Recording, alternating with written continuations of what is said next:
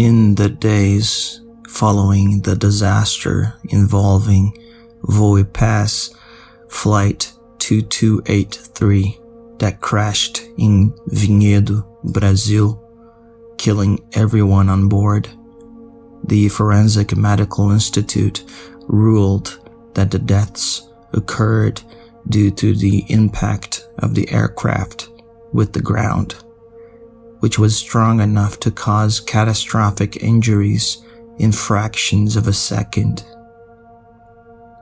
According to the coroners, the burning of the bodies occurred posthumously. It is never good to receive the news of a tragedy, but knowing that the victim's suffering ended relatively quickly brings some relief, although we know that mental suffering possibly preceded their end during the plane's descent. As soon as I read this news, I had the misfortune of seeing a comment that I can only classify as part of the sweet illusion that overflows in members of our species. One person said they were absolutely certain that no one on the plane suffered any kind of pain, not even before the impact, since, according to them, God would not allow it. According to them, when the suffering and pain of death are too great, the universe conspires to spiritually anesthetize the victims. How pathetic. Such a belief would make Ivan Karamazov even more indignant with God and those who believe in him. And rightly so. In one of the most iconic passages of Dostoevsky's novel, Ivan tells his brother, Alyosha, that he cannot accept any compromise with God given the abyss of torments that creatures go through. The character mentions some horrific examples, among them Ottoman soldiers who, during the suppression of a revolt among the Slavs, threw babies into the air and impaled them with their bayonets in front of their desperate mothers. Ivan says he cannot forgive God for such things, no matter how magnificent the afterlife is for the devout. Ivan says this to Alyosha, his younger and religious brother, who is not an idiot. Alyosha knows very well that there is a deep pain in the world. It is a conversation between two people who, although they have different conclusions about God and existence, admit a common starting point: the reality that the pain in the world is absurd and difficult to measure. That is why they are great characters of literature. But there is a multitude in the real world who do not admit the reality of pain. To make matters worse, a considerable number of those who buy into this pathetic illusion live with brutal horrors in their daily lives. There are poor people who live in areas of urban conflict who, because they are pacified by faith, believe in the sweet illusion. This reminds me of when I was a child, and for some reason, I would often hear the following stupidity in conversations among adults. People who fall from great heights, whether from a building or an airplane, die instantly of a heart attack. What? What do you mean?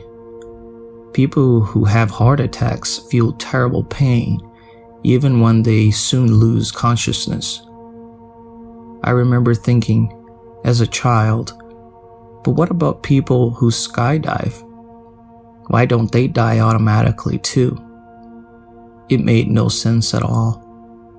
It was just another version of the sweet lie that people tell each other and themselves, that there are far fewer horrors in the world than there actually are. In an age of information abundance, denying this is ridiculous. One only needs to look briefly into the most horrifying depths of human experience to find obvious examples that, no, human beings, like other animals, are not numbed and comforted when facing a desperate end. The anthropologist Ernest Becker stated that civilizations are based on the denial of death. I will go further. Part of our psyche is based on the denial of extreme pain and suffering. But we only need to take a quick look at what Mexican cartels do, dismembering and skinning their victims alive with exquisite sadism, to understand that outside of a surgical and humanized environment, there is no anesthesia or comfort. Now, imagine the victims of extermination camps being violently taken to be slaughtered and locked inside gas chambers. Dozens of naked and desperate men, women, children, and old people breathing a poison that took minutes to kill them all in a painful and excruciating death. There are those who believe that the spiritual world would make those victims feel comforted, anesthetized, and welcomed with open arms in the afterlife. In addition to being pathetic, this sweet illusion manages to disrespect the terminal horror faced by millions of sentient beings since the beginning of time. Facing the world without illusions require at least accepting that we came here without our consent to be crushed alive one way or another, sooner or later. All of us, as sentient and finite beings, will be crushed in one way or another before our end.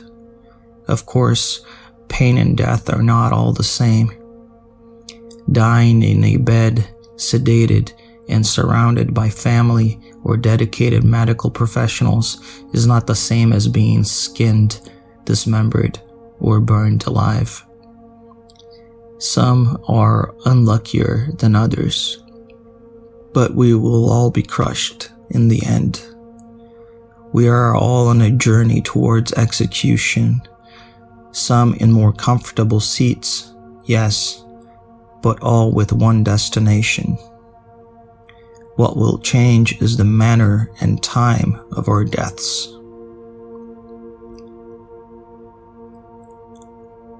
Pleasures have limits, pains do not.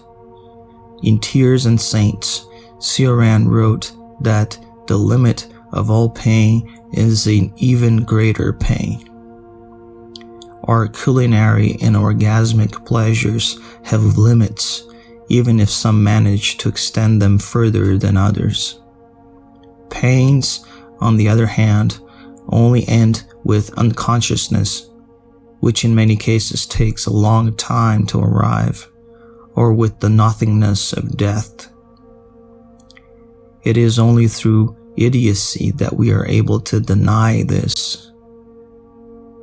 It is not even a question of accepting or rejecting certain realities, but rather of recognizing them. Between the thinker who rejects and the one who affirms existence as it is, full of pain, there is a fundamental division that is based on the affections of each person. However, both recognize the pain inherent in being. The problem is that many do not even recognize this in the first place. This is why many lay people, when they read philosophy, think all serious philosophers are pessimists and averse to existence. Lay people come to this conclusion precisely because even the philosophers who most accept the world and do not question whether we should leave it behind describe the world of becoming as brutal or hostile. The sweet illusion does not take hold of those who truly think, even if the thinker still worships life. Thinkers who worship life merely develop other mechanisms to absolve existence. They create other illusions, better elaborated, better founded. This is the case of Alyosha, in fact. This is the case of Dostoevsky himself, since the hero of the Brothers Karamazov is precisely Alyosha and not Ivan, his nihilistic brother. Although Ivan is the most interesting character, he represents the ideas that Dostoevsky wants to defeat, since he himself was a defender of Russian Orthodox Christianity. But to wish that people so immersed in the sweet lie have the sensitivity of a Dostoevsky is asking too much. Even though Dostoevsky is far from being a nihilist or a pessimist, it is even more disconcerting to want them to see the world of becoming in the same way as a Schopenhauer or a Mainlander.